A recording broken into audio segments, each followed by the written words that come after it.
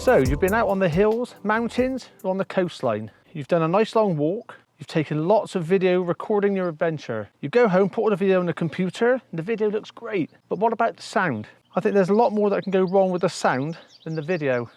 I find that when I'm going out filming, it's so easy to just concentrate on getting the best video shots and completely forgetting about the audio. In the past, I've fallen into the trap of thinking that because I can hear my voice, or I can hear the person recording, that the camera can hear their voice as well. But that's sadly not always the case. Luckily, there are a few things that we can do to greatly reduce the chance of getting bad audio on your videos. Okay, so whilst the microphones built into cameras nowadays are better than ever, they're still not as good as an external mic, which in my view is the single biggest thing that you can do to improve your audio. We're walking back now, and I just suddenly thought I haven't had a hyperlapse on the GoPro for ages. Start walking down the hill now. We come out down by the upper lake. So I'm going to show you the 3 different microphones that I use in my filming. They're all made by Rode, and no, this haven't been sponsored by Rode or nothing like that. This is just my personal choice. They're very good quality and they last if you look after them. Of course, there are many other brands and makes of microphone that are very good. So check out reviews on YouTube if you're interested in buying an external mic. Okay, so the first microphone I'm going to show is the most expensive one, which is the Rode Wireless Go.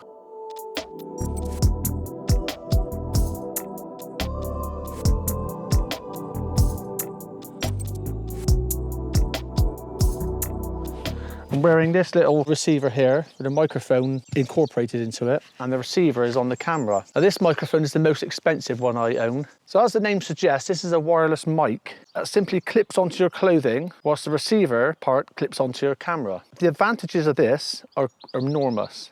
There's no trailing wires going back to the camera.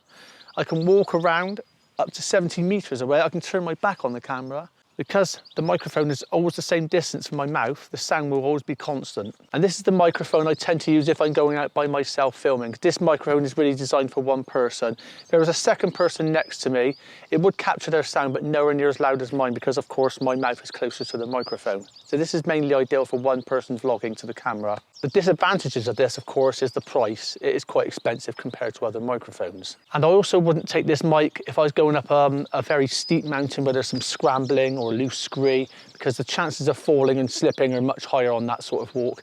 And so my worry would be that this bit here, which comes off, unclips, you could end up losing it. It seems to be hold on pretty well to my t-shirt, so it might be okay, but I don't know if I would trust it on a long walk up difficult terrain.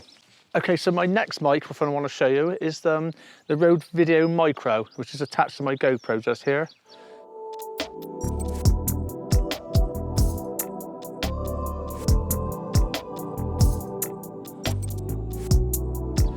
I have some spacers at the top here because this big dead cat will get in the way of your lens, because the GoPro lens is very wide and you don't want to have fur hanging in the top half of your shot. This is a directional mic, which means that it picks up sound mainly from the front of the microphone, thus greatly reducing sound from the side and rear. So to demonstrate how this microphone works, I'm talking to it now. So I'm going to switch to the GoPro picture now and the sound from the Video Micro. And as you can hear, it's lovely sound because of it. The microphone is facing straight towards me, but as soon as I start to turn it around, you will hear quite a big difference. This is because this microphone is not designed for that. It's designed for sound only at the front. So if you're trying to vlog from behind your camera like this, you will not get good sound. You will have to turn the microphone around. This is perfect for noisy situations. So as long as you've got the camera facing you like this, then noise to the side and the rear will be greatly reduced. And this is a great little mic. And this microphone is ideal if there's more than one of you talking to the camera, because you're side by side. It's taking the sound mainly from this area. Perfect. One of the disadvantages with this microphone is that you do have to keep it reasonably close to you. If I've done this, for instance, if I put it on the floor like that and stood over here, that microphone is not going to pick me up very well. It's just too far away.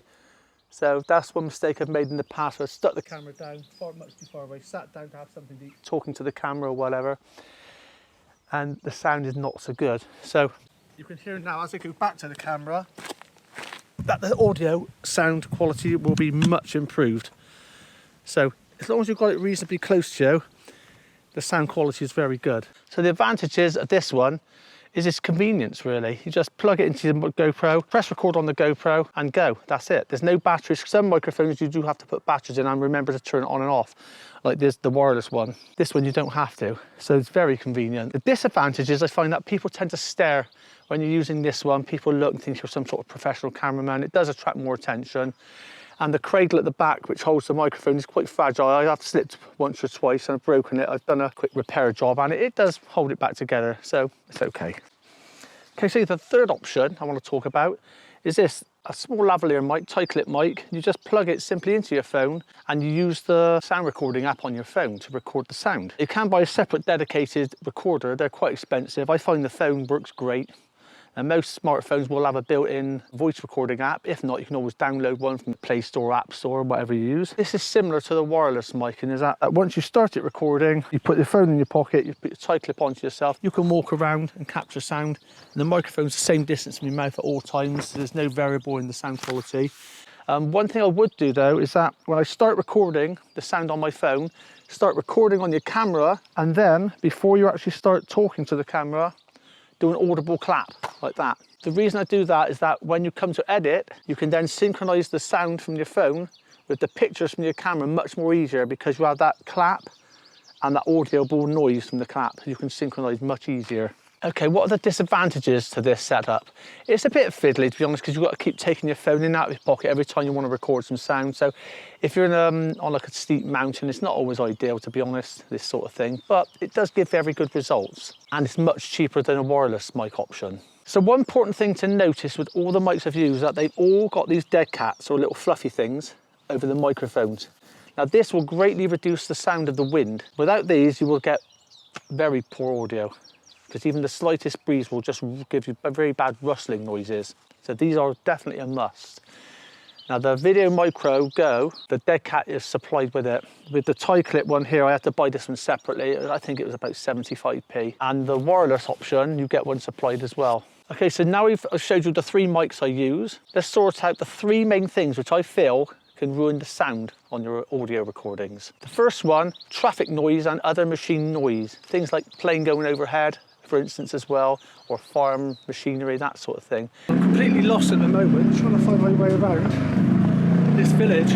Never been here before. It's surprising how loud this can come out on your recording, so I always try to avoid that. I wouldn't normally talk to the camera next to a busy main road unless I'm doing it for effect, like for instance to show how busy that road is or how noisy the area is. I would try and get away from that if I can.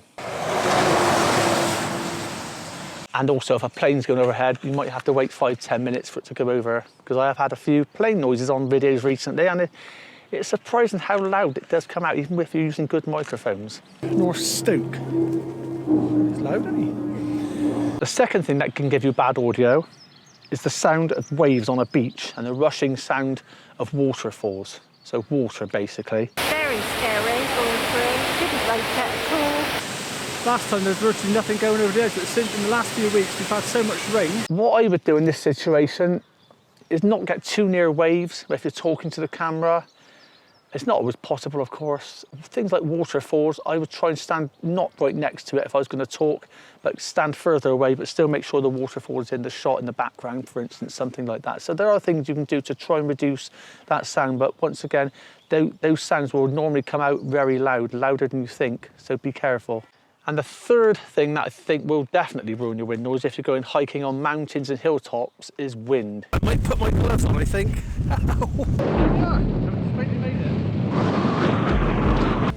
Quick selfie. Quick, now. Oh, sorry.